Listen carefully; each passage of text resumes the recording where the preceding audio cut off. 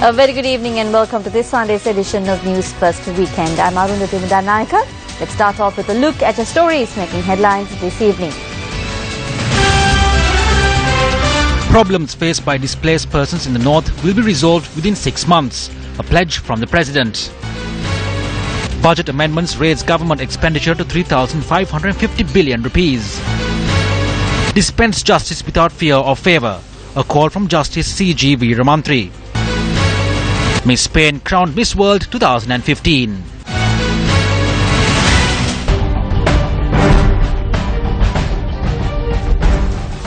The national Christmas celebration was held under the auspices of President Maithripala Sirisena at the Jaffna Municipal Council grounds this afternoon. The event, which was graced by the Bishop of Jaffna, Right Reverend Justin Gnanapragasam, was organised by the Minister of Christian Affairs. The event saw a special prayer session being hosted along with a number of events which are hailed as authentic to the culture and traditions observed by the people of Jaffna. Addressing the event, the President pledged to resolve the issue centering the displaced persons in Jaffna in 6 months.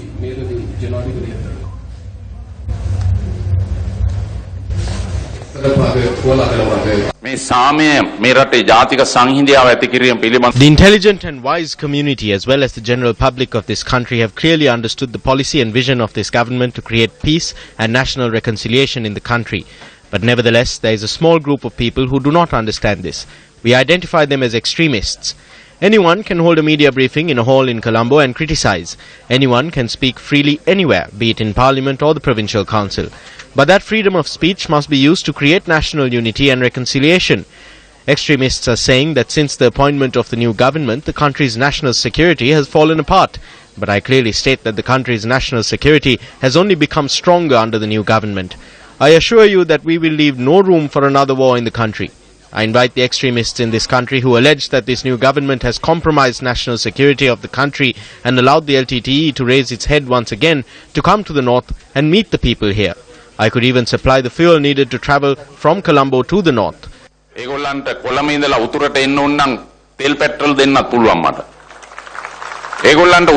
could even provide them with vehicles to travel to the north from Colombo. And if they want to come to the north from Colombo via sea, I could provide them with a ship as well. If they cannot come either way, I will provide them with air travel as well. I tell all of them to come meet the people in the north I met today who have been displaced for nearly 25 years. I visited these people unannounced. The issue of national security does not lie within the government. It lies among the people of the north who have been displaced for 25 years. All of them raised their hands and voices and told one story. They wanted to be brought back to the homes they lived in 25 years ago. Within the next 6 months, I will do everything it takes to resolve the issues of those people who have been displaced for the past 25 years. I will appoint an emergency task force for this matter. These extremists are trying to create a new government saying that the country's national security has fallen apart. Neither Prime Minister Ranil Wickremesinghe nor I are in favour or will leave room for a new government to be formed through parliamentary conspiracies. After a month of debating, the parliamentary affairs of the 2016 budget concluded yesterday after the third reading and the vote. Following the conclusion of the vote, parliamentarians from both the ruling party and the opposition set aside their political differences and gathered at the official residence of the Speaker for the official dinner. The President, Prime Minister and the Speaker of Parliament were present at the official dinner. Members of the ruling party and the opposition too attended the event. MPs including Dinesh Gunawardena, who voted against the budget, did not attend the dinner in protest against the budget. Deputy Chairman of Parliamentary Committees, Selvam Adekalanathan, was not present when the voting for the budget took place, too attended the official dinner.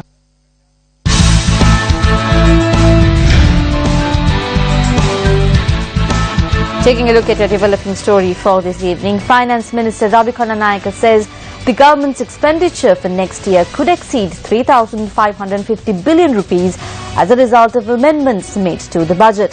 The Finance Minister tabled the final appropriation bill in Parliament following the conclusion of the budget debate yesterday. According to the budget proposals adopted yesterday, the revenue license fee for vehicles will be decreased from 25% to 15%. The Finance Minister added that the revised vehicle valuation fee for three-wheelers and motorbikes was decreased by 2,500 rupees from the original price, while the valuation fee for motor cars has been decreased by 5,000 rupees. The manufacturing tax on beer with an alcohol content of less than 5% has been increased by 30 rupees per litre, while the cess tax on tobacco used in the production of BD has been decreased from 2,000 rupees a kilogram to 350 rupees. It is notable that the capital of primary traders in the stock exchange has been increased from 1 billion rupees to 1.5 billion rupees. While the operations of bus services on a joint timetable from March next year has been made compulsory, it has been decided to not impose the new emissions test fee until that time. The Finance Minister added yesterday that the fertilizer subsidy, which had initially been limited to farms less than 1 hectare in size, would be extended to up to 2 hectares, while the subsidy will also be granted to potato, onion, corn, chili, soya, papaya, pineapple and banana farmers. The 10,000 rupee salary hike for public sector employees will be implemented in 3 stages. Under the first stage, 2,500 rupees will be added to basic wages from January 2016. The pension scheme for current public sector employees will continue as before. However, since it is our responsibility to implement the social security scheme for new recruits to the public service, we will not annul the pension scheme for them, but we will make a change to the system. The minister expressed these views on steps that would be taken to cover the increased expenditure as a result of the amendments that were made to the budget. The revenue lost from the issuing of revenue licenses for vehicles will have to be added as expenditure for the year 2017. I must unwillingly state that to cover this, we will have to reduce between 2,500 and 3,000 million for the Health Ministry. But with proper implementation, we can restore normalcy. When presenting the budget, I noted that revenue would be 2,005 billion, expenditure would be 3,389 billion, and the deficit would be 649 billion. The amendments will increase our expenditure to 35,500.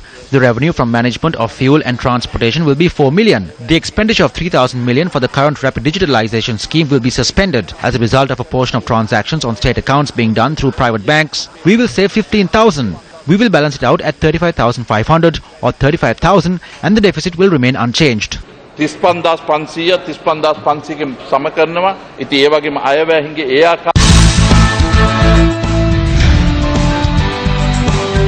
Several politicians expressed the following views today on the 2016 budget.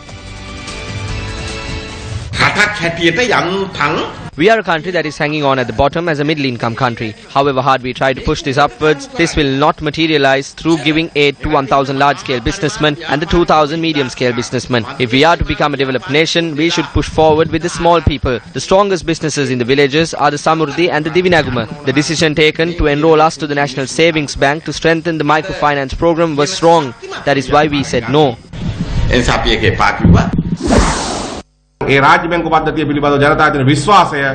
Even though the suggestions to cripple the confidence of the public with regard to the state banks were passed yesterday, they have to enact these as laws and they have to be brought to the bank. On that day, we will take to the streets with the public to protect the state banking system. Immediately withdraw the proposals that have been brought to destroy the banking system. We will start raising awareness among all our customers. We will educate all who arrive at the counter to not attempt to implement this by passing bills and sending it to the banks.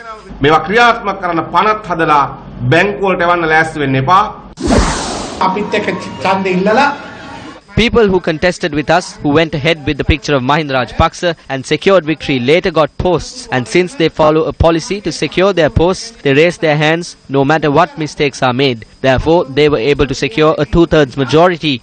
But we are happy that there were 51 MPs who were not suppressed by posts and stood with a spine and represented public will.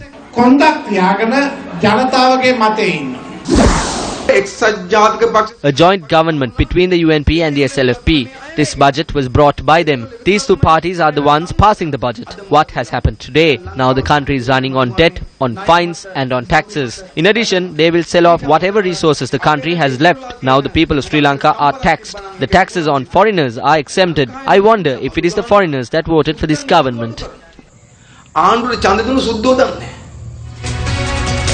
Convening a media briefing today, a group of UPFA parliamentarians explained their reasons for boycotting the parliament session yesterday, alleging that passing several international agreements at once is against the constitution. Irrespective of what decisions are made at the party leaders committee headed by the speaker, they have to change according to the wishes of the Prime Minister. The Parliament is facing a very sad situation. Agreements that were signed between Sri Lanka and 10 foreign nations during our tenure, now these agreements are not the same. For example, the agreements with Czechoslovakia and Belgium or India would not be the same. For the time, this was done on a wholesale scale.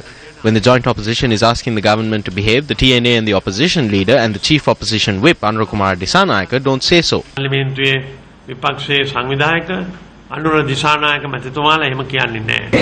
ඇමතිකම් ගන්නවා කියලා නම් වශයෙන් සඳහන් වෙන අයම මේ ඡන්ද විසුමට නෑවිත් ඉන්නවා. මොකද්ද මේ? ඒක එතුමාලගේ අහමුචලා ගහන්න. හැබැයි මතක තියාගන්න කරුණා කරලා ඡන්දය අයවැයට පක්ෂව දීලා නෑ ඔය කියන අය. ඔය තර්කයේ යම් වටනකමක් ඉන්නේ. තර්කයේ වටනකමක් ඉන්නේ ඡන්දය පාවිච්චි කරන්න. පාර්ලිමේන්තුවේ මන්ත්‍රීවරුන්ගේ හැසිරීම ගැන ඔබතුමාලා යහපත් මොකද? දැන් 80 ගණන් වලට වඩා තරමක වෙනසක් තියෙනවා. ඔබතුමා කුණුහරුපෙන් බැලලා නේද අරවතුමාට? ඈ? අරවතුමා කුණුහරුපෙන් බැලලා නේද? ඔව් කුණුහරුපෙන් බැනුණා එකවරක්. ඔබගේ ප්‍රකෝපකාරී හැසිරීම නිසා. ඒක කුණුහරුපෙන් නොවන බව බලන්න කුණුහරුපෙන් Minister Sajith Premadasa attended a public rally in Lunugambahira today. හිටපු ජනාධිපතිතුමා කියන්නේ The former president says that there has never been a budget with this many amendments, and he is right. The former president did not correct his mistakes when they were shown to him. If he did, he would have succeeded. But what did he do instead? He stood by his own decisions, even though the people asked for help and strength. He did not listen to anything which was said. I am disappointed in those who voted against the budget. The former president was not present to vote against the budget. What is he doing instead? He goes around inciting his supporters and henchmen and then slowly escapes. This public rally was held following the opening of a drinking water scheme on Cemetery Road in Lunugambehera. Welcome back. You're with News First. The ceremonial passing out parade of 161 officer cadets was held under the auspices of Prime Minister Ranil Wickremesinghe today. 161 cadet officers who underwent the Sri Lanka Military Academy training in Diyathalawa were awarded their formal commissions today.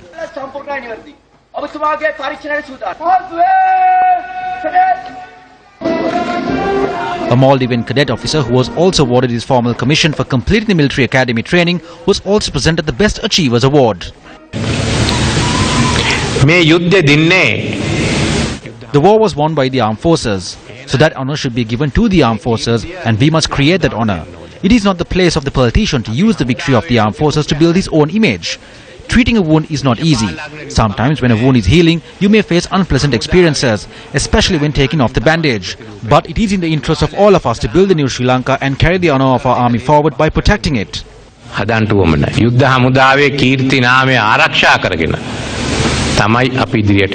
The Prime Minister also expressed views on reforming the military. The world we have to face today is very much different now. Terrorism is the least of our problems now because the threat of cyber terrorism is at a rise. Mechanisms of engaging in war is also changing systematically. We must move towards that. Now our army is preparing to deploy to Mali and Africa as part of the UN peacekeeping mission.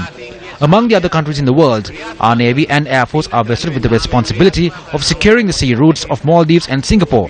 We intend on commencing discussions with the Ministry of Defence on matters relating to future warfare. Let's reform our military targeting 2025. Large crowds flocked to the premises of the head office of MTV-MBC on Braybrook Place in Colombo today for Day 2 of the Silsa Christmas Zone. The Christmas zone was declared open today by the Right Reverend Diloraj Kanagasabe, the Bishop of Colombo, in the Church of Ceylon.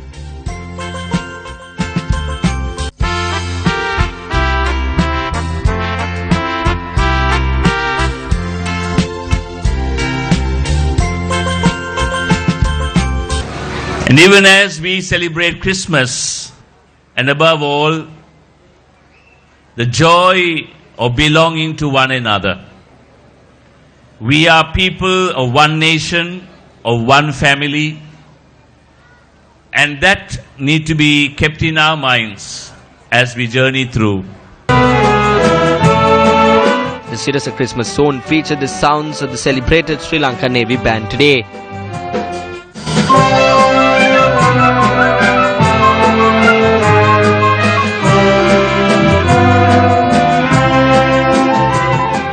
Christmas zone also features a portrayal of the Nativity. The Duwa Traditional Arts and Drama Foundation from Negombo is also performing at the Christmas zone.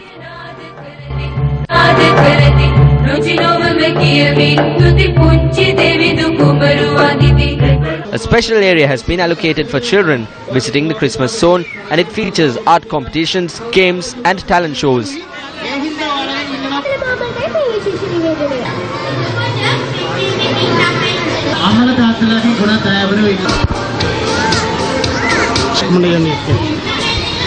The Christmas zone also features sound test for the Summonal Sirasa program on Sirasa FM and a card collection point for the Sirasa FM Hatara Mahanidanaya.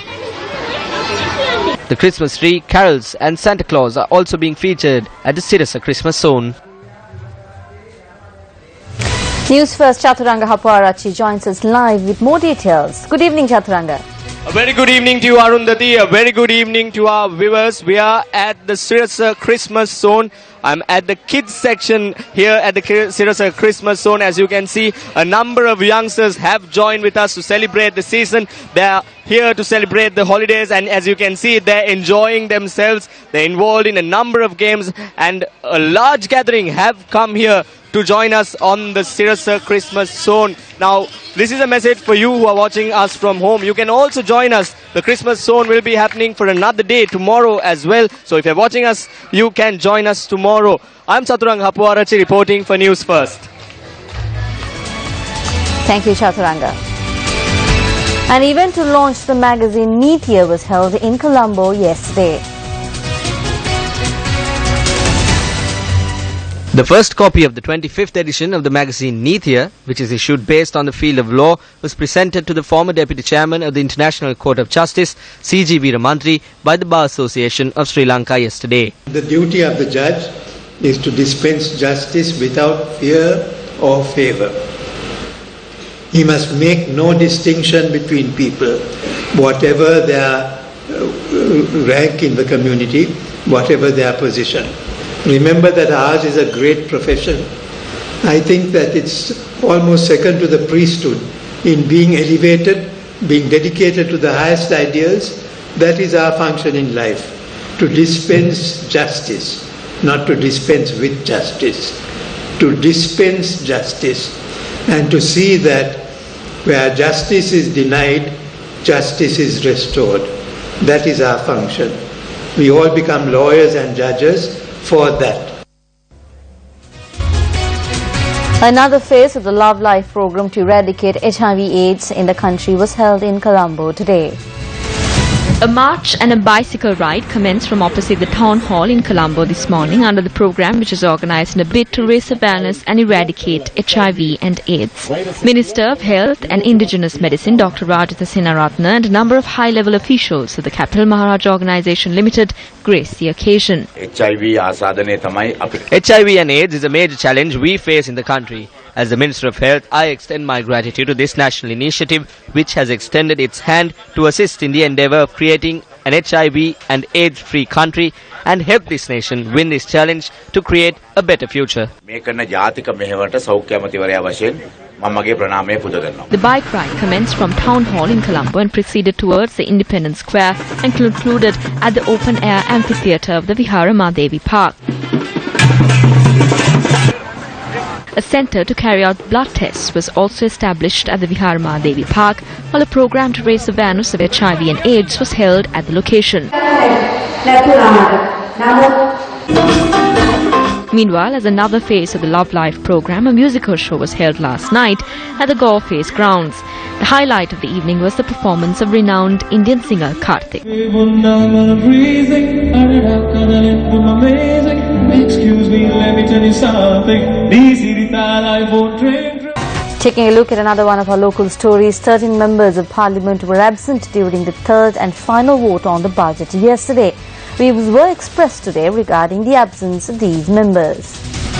Although former President Mahinda Rajapaksa attended the budget debate in Parliament last morning, he did not attend the vote on the budget later that evening. Honorable Mahinda Rajapaksa. පහුගිය සැරේ වගේම අපි තමයි එතුමාට කිව්වේ We were the ones who told him it is not necessary for him to be present here for the vote. Our intention is not to defeat the budget in numbers within Parliament, but to use our opinion outside Parliament to do so. Mahinda Rajapaksa will give leadership to this. මේ අයව පරාජය කිරීම. ඒකට මහින්ද රාජපක්ෂ මහත්මයා නාකට දෙයි. හැබැයි හැන්සාර් ගත වෙනව නේද එතුමා ඒ විරෝධය Before the results were released, we knew the government had 160 votes and we had 51. If Mahinda Rajapaksa had voted, then you would say despite him voting, it is still 51, isn't it? UPFA MP Geeta Kumarasinghe refused to explain her absence in Parliament during the vote on the budget. Honourable Mansha Nanayakara, absent. I was unable to vote against it at the time. They had heeded a majority of the demands we made as a party. However, it is not a 100% people-friendly budget and therefore I abstained. But some say that you are preparing to support the government. Since the August 17th election, I have been with the party. I have not been anywhere else. Honourable Mrs. Pavitra Devi Vanyarachi, absent. I was unable to attend yesterday for personal reasons. My brother-in-law's aunt had passed away and I was compelled to be present at the funeral home.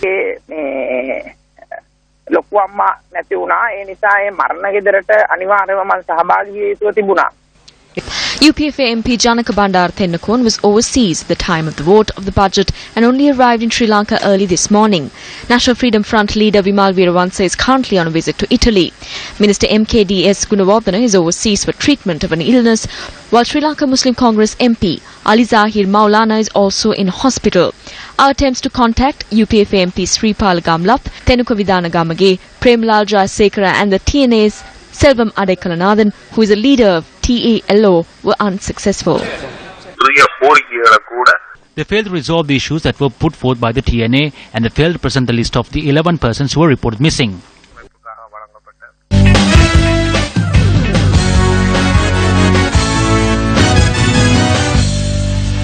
In sports news, the first professional boxing tournament in South Asia concluded at Stein Studios in Ratmalana last night with the WBA auto-weight champion Nao Ikeyama of Japan successfully defending her title. The tournament was organized by the Capital Maharaja Organization's Champions Network and Sports Fest. Former Japanese wrestling champion and politician Antonio Inoki was the chief guest at the event. A large crowd, including MPs and ministers, flocked to Stein Studios in Ratmalana for the fighting event of the year. Sri Lankan and Japanese cultural performances added colour to the event. Title